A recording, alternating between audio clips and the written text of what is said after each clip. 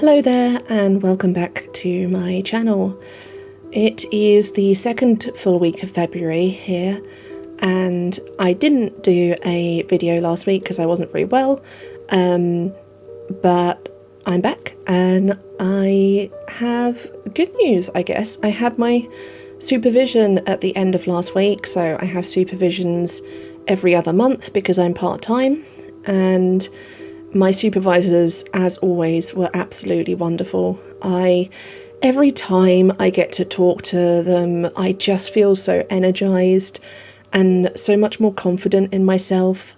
They were really enthused by the work I've done and the direction that I'm taking things, and really interested in the thoughts that I have, especially around the sort of meeting of crypt time and visual novel form. Which is great because that's one of the things that I'd been starting to think of, as something that is uniquely mine and that I can really dial into with this chapter of this idea of cyclical experience or waiting or uncertainty and mutability. So that was really good, and they had some really good sort of references and recommendations for me to go away and look at, as well as some comments on the bits of writing I did send them, and just general support. It makes such a big difference just having people in your corner who know your work, and in the case of my primary supervisor, have known my work for 6 years now. So it was really good, and I'm really pleased. And basically the work we've agreed is just pushing on with the chapter fundamentally. So this day that you're seeing is the Monday of this week. I went into campus as usual. I did a bunch of reading, which I will tell you more about later, and I did some forms I have to do from that supervision, and just generally got started with the week, and it was really productive reading. I was really enthusiastic about it, and it set me up for later in the week as my fatigue level started to rise and I started to be able to only do things in shorter bursts. It really helped. And I've also been trying to read just a little bit every day. My friend shared this wonderful article with me that I'll link in the description below about doing just a little bit of something every day, because if you read a page of a book a day, eventually you will read a whole book. So I've been reading 5 minutes a day, or aiming to read 5 minutes a day, I should say, because often I get really into what I'm reading and I just keep going, and suddenly I find that actually I've done half an hour of reading, or I've finished 2 books, as has happened this week. So yeah, it was a good start to the week. I also then got very tired and my sort of physical illness crept back in a bit, as you'll see. But I'm glad to have had this start to the week, and this is me reading just before choir. So I also had a really enjoyable choir rehearsal, and yeah, just taking it slowly, taking it easy, taking some time to myself, I think has made a big difference. I know that the times at which I work the best are the ones where I don't push myself too hard, but I do push myself a bit. I've been bullet journaling again, which has been really helpful for having a balance of knowing what I need to do, but not feeling too overwhelmed by it. Sometimes not having it written down is as overwhelming as seeing it written down, because it's the better the devil you know than the stuff you don't know kind of thing. But also it allows me to see just how much I've done, and that when the brain weasels creep in saying, oh God, you've done nothing, why you never do anything, you're so lazy, that actually I can look at this list I have next to me and say, well, no, I've done that supervision form. I sent some recommendations for the library to acquire some books that I think are super important, and they did. I've done at least 3 hours of reading this week. I've looked through all the recommendations from my supervisors and requested them. I've done a lot of stuff, and that's only the start of it. That's not even the stuff you'll hear about later in the video. So, it adds up, and I am doing the thing. And sometimes it's really nice to have that reminder there. And obviously I have incredible people around me who remind me of that as well, and know how important this work and this process is to me.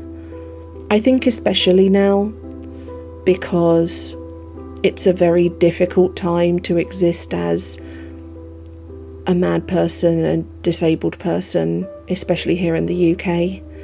I'm facing the potential of losing my wheelchair in a couple of months, and that will, and I use this word very deliberately, cripple me, because my wheelchair is how I'm able to get out of the house. And that's really horrible and really stressful, but the only thing I can do is almost rebelliously be myself and be this person who, reads these books and does all this work, but still spends time on their Minecraft server and playing other video games and getting excited about them and role-playing games and all of this kind of thing, because that's my life, all of those things, that's who I am. And I think it's really important to remember those things and to remember to be all of those things. The version of me that you're looking at now didn't think she was going to manage to get to her desk.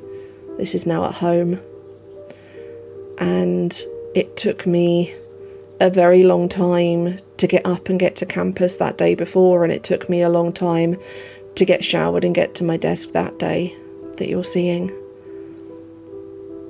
And I don't ever want to not talk about that.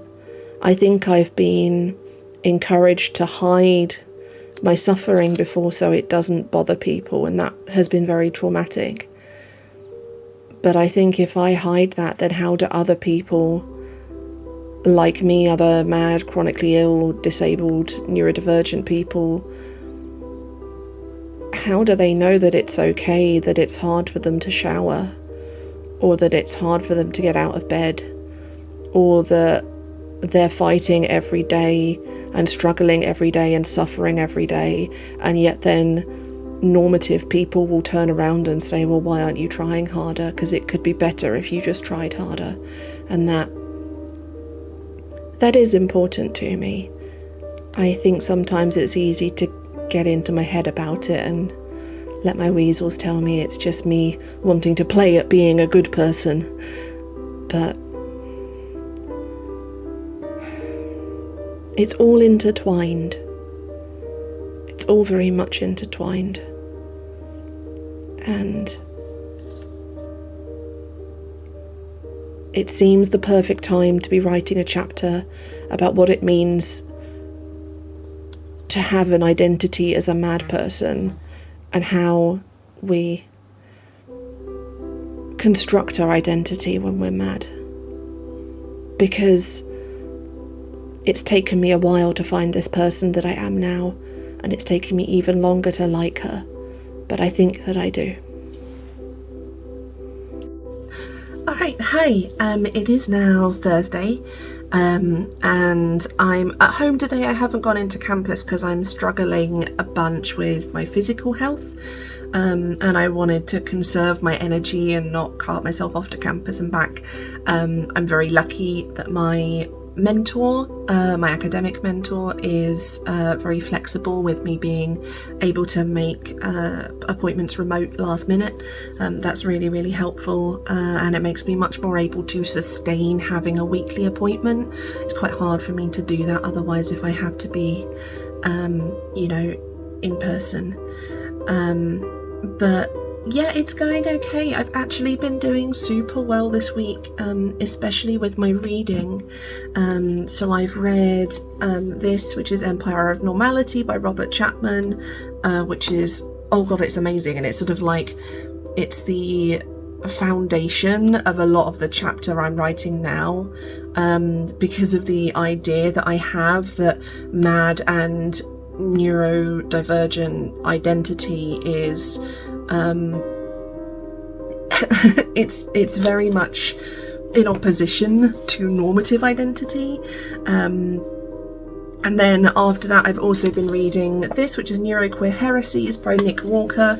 This is a little bit older, not super much older to be fair, but older than Empire of Normality, which came out last year. Walker is one of the earliest neurodiversity studies theorists, and she's amazing. And I've got this, it's quite a long quote, but I wanted to read it. So I did a lot of gender studies and queer theory, queer studies in my undergrad, and I've always sort of carried that through and done that a lot more. It's something that has always interested me a lot. I started reading feminist theory when I was a relatively young teenager, and it's always been really influential upon me. And so having this idea here that I'm about to read you is really powerful for me, because it sort of synergizes it all together. And obviously, though this is focused on neurodiversity, I very much see I don't see a border between madness and neurodiversity. I see it as something where people choose where in there they want to identify and fall, but I very much see neurodiversity studies and MAD studies as twins, essentially. So they're individuals, they're separate fields to each other, and there are things that they can do differently, but they're fundamentally very, very similar. So this Walker quote is: Neuroqueer is active subversion of both neuronormativity and heteronormativity. Neuroqueer is active non-compliance with the demands of normative performance. Neuroqueer is choosing to actively engage with one's potentials for neurodivergence and queerness, and the intersections and synergies of those potentials. Neuroqueer is about recognising the fundamentally entwined nature of cognition, gender and embodiment, and about treating cognition, gender and embodiment as fluid and customisable.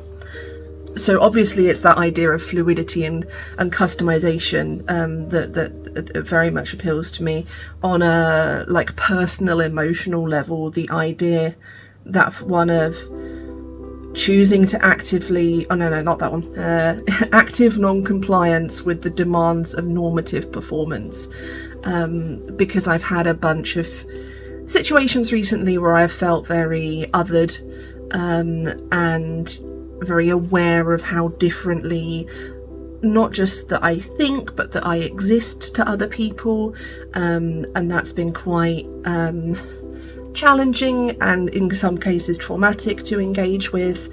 So having it put so positively and productively and thoughtfully in amongst all that is really helpful. And I want to note as well, a lot of the theorists whose work I use are trans or non-binary, or have a lot of creativity around their gender in some way, and that is really important, and I'm very scared for them, and I want to try and do what I can as a cis person to to try and support that. So trans rights are human rights, and it goes beyond just saying that they're valid and important, because Walker's theories exist in this form because she's autistic and because she's trans and because she's queer, and all of these things put together are what allow her to produce these amazing theories, right?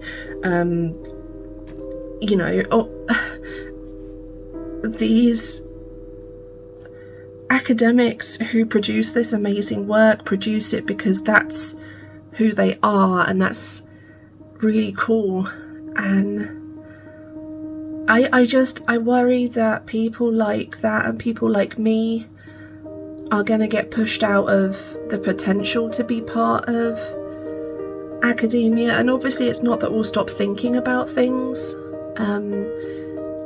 We've always done that sort of thing in non-academic environments, and we'll just go back to doing it there. But I don't know, I think I'm just a little sad about it today and a little worried. Every time I get a union email talking about more of the things that my institution are doing, and it's I don't want to separate that from the work I'm doing either. I want it to help inform the work I'm doing, because it's the marginalised people that suffer first. There's I can't remember what section it was in Neuroqueer Heresies, but there's a part where Walker says autistics are the canary in the coal mine for things going wrong in society. It was in particular, it might have been like in the workplace, I can't remember. And I think it's that thing of, immigrants, marginalised races, queer people, disabled people, trans and non-binary people, and we're all the ones that are going to suffer first because we're the ones who are already more precarious in our presence in academia. And obviously I'm scared about that for myself, but I'm also scared that 10, 20 years from now these books won't exist. Obviously these books will exist, but books like this won't exist for future people. I might not get to write more about certain things, and that's very sad. And I don't know, I came here to talk about how excited I was about the idea of neuroqueerness, and now I'm just sad about things, but I am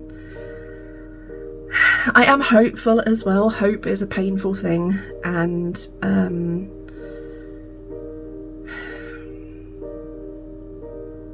I think for all that this week has been difficult, I think actually I felt a lot more comfortable in myself and who I am, and that I'm doing things weirdly and differently, and that's okay. And I'm what was the quote? Not actively non-complying with the demands of normative performance, and doing my best. But yeah, that's where we are today. I'm going to finish reading Walker's book. I might maybe try and do some editing, and yeah, we'll just see how it goes. Okay, so I didn't actually get to doing this on the Thursday. I got to that today, which is Friday. I did that first thing when I got up, and you're looking at me doing that editing now, so I'll just quickly chat you through what form it took. You might think that this is the only bit of quote-unquote real work that I've done this week, and my brain weasels would certainly try and agree with you, but realistically this is just the thing that all the other stuff enables me to do, because what I'm doing here is I'm taking all my existing writing on the chapter and I'm editing it to shift it to be in alignment with how I'm planning things now. So there's two main forms that's taking. One of them is removing references to Song of Sire, because I'm moving that to a supplementary source rather than a primary source. And the other is just like putting in any references to the introduction or removing repetition or otherwise making it flow in a way that makes sense now that I've got that writing that precedes things. So this didn't take me super long. I got very in my head about it. I got very stressed whilst I was doing it, and I do feel better for having it out of the way. There is a part of me that thinks oh, well, you haven't done it very well, or all of this kind of thing, but I mean, that can fuck off. And yeah, it's progress, and I don't normally do a ton of work on Fridays anyway. Normally I make these videos and put them up and that's it. But spreading things out a bit more has worked better this week. So either way, I have set myself up for next week being able to come in and really start writing what will be the next section, which is, I think I want to dial in and do a much closer reading of Slay the Princess, talk about that in terms of how identity creation and the mutability of identity works within Slay the Princess, because I think that will then lead me into being able to dial into ideas of cryptime, ideas of plurality, and ideas of mutability more specifically. And in the meantime, I'm going to continue reading the bits of neurodiversity theory and other things like the stuff that my supervisors recommended. And yeah, I think it's going pretty well. I do feel a pressure to finish this chapter and get on to the next one. I am increasingly conscious that it's 2 years until I have to hand in, and that I've still got a whole other chapter after this and my introduction and conclusion and all my editing. You know, that I'm at the point now where that's starting to weigh upon me, but I can't let that crush me. And I just have to keep going. And as hard as that is sometimes, that's what I'm going to do. So thank you very much, everyone, for watching again this week. And I will hopefully see you again next week, where hopefully I can say that we've gotten some of that writing done, but we'll see how it goes.